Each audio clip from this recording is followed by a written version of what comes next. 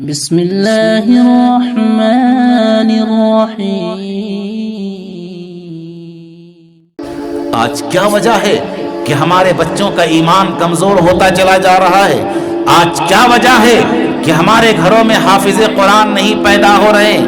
آج کیا وجہ ہے کہ ہمارے گھروں میں داعی اسلام پیدا نہیں ہو رہے ہیں؟ اس کی وجہ یہی ہے کہ ہم نے بچوں کی اصلاح و تربیت کا خیال نہیں کیا۔ کون فکر کرے گا ہمارے بچوں کی ایمان کی؟ آج ہمارا بچہ دینی راہ سے بے راہ ہو چکا ہے، آج ہمارا بچہ بگڑ رہا ہے، آج ہمارا بچہ دین کے راستے سے الجھ چکا ہے، دین کے راستے سے بھٹک چکا ہے۔ ہم نے غور کیا کہ اس کے ایمان کا سودا جب ہو جائے گا تو کیا ہوگا؟ کیا ہوگا اس وقت؟ صحابہ کرام کی تاریخ اٹھا کر کے دیکھیے کہ صحابہ کرام نے جان کا نذرانہ پیش کر دیا ہے لیکن ایمان کا سودا نہیں کیا ہے۔ تو ایمان کا سودا کب نہیں کیا؟ ان کی تربیت ویسی کی گئی تھی۔ آج ہم اپنے بچوں کی ایسی تربیت کہاں کر پا رہے ہیں؟ کیسی تربیت کرنی ہے؟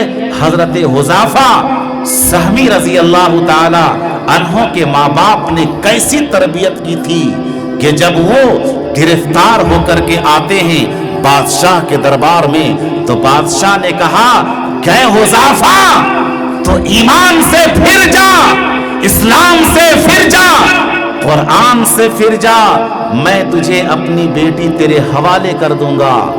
حضرت حذیفہ نے کہا تو دنیا کی دولت میرے پاس رکھ دے لیکن میں ایمان کا اور قرآن کا سودا نہیں کر سکتا۔ انہیں کمرے کے اندر بند کر دیا گیا، 15 دن بند کر دیا گیا اور اس درمیان نہ اسے کھانا دیا گیا نہ پانی دیا گیا۔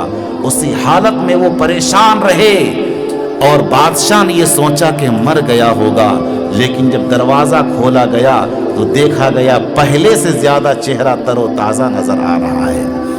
تو بادشاہ نے کہا کہ اے حذیفہ آخر بات کیا ہے؟ تیرے چہرے کے اندر اتنی تر و تازگی کیسے ہے؟ تو حضرت حذیفہ رضی اللہ تعالی عنہ نے فرمایا کہ جب مجھے بھوک اور پیاس لگتی تھی میں قرآن کی تلاوت کرتا تھا، بھوک اور پیاس مٹتی چلی جاتی تھی۔ حضرت حذیفہ سے کہا کہ اب بھی باز آ جا، اب بھی موقع ہے، باز آ جا ورنہ میں تجھے کھولتے تیل میں ڈال دوں گا۔ حضرت حذیفہ نے فرمایا تیری جو مرضی آئے کر لے لیکن تو میرے ایمان کا سودا نہیں کر سکتا۔ تاریخ گواہی دیتی ہے آگ جلنے لگی تیل پکنے لگا، آگ جلنے لگی تیل پک کر کے تیار ہو گیا۔ حضرت حذیفہ کو تیل کے سامنے پیش کیا گیا۔ حضرت حذیفہ سے کہا کہ حذیفہ آخری موقع دیا جا رہا ہے، اب بھی موقع ہے، مان جا ورنہ تیری وہ حالت کروں گا کہ صنم بھی پکارے ہری ہری۔ حضرت حذیفہ نے کہا کہ تیری جو مرضی آئے کر لے، مجھے کوئی پرواہ نہیں ہے۔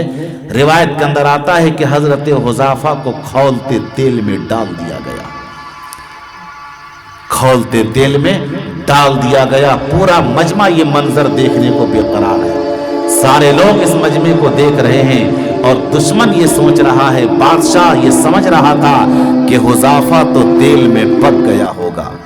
آگ جل رہی تھی، تیل کھول رہا تھا، بادشاہ نے یہ سوچا کہ حذیفہ تو تیل کے اندر پک گیا ہوگا، لیکن تھوڑی دیر کے بعد حضرت حذیفہ اسی تیل سے کلمہ لا الہ الا اللہ اور قرآن کی آیت پڑھتے ہوئے اس تیل سے باہر نکل آئے۔ جب اس منظر کو لوگوں نے دیکھا، جتنے لوگ وہاں پر تھے سارے لوگوں نے پڑھ لیا کلمہ لا الہ الا اللہ محمد رسول اللہ۔ تو یہ کب ہوتا ہے؟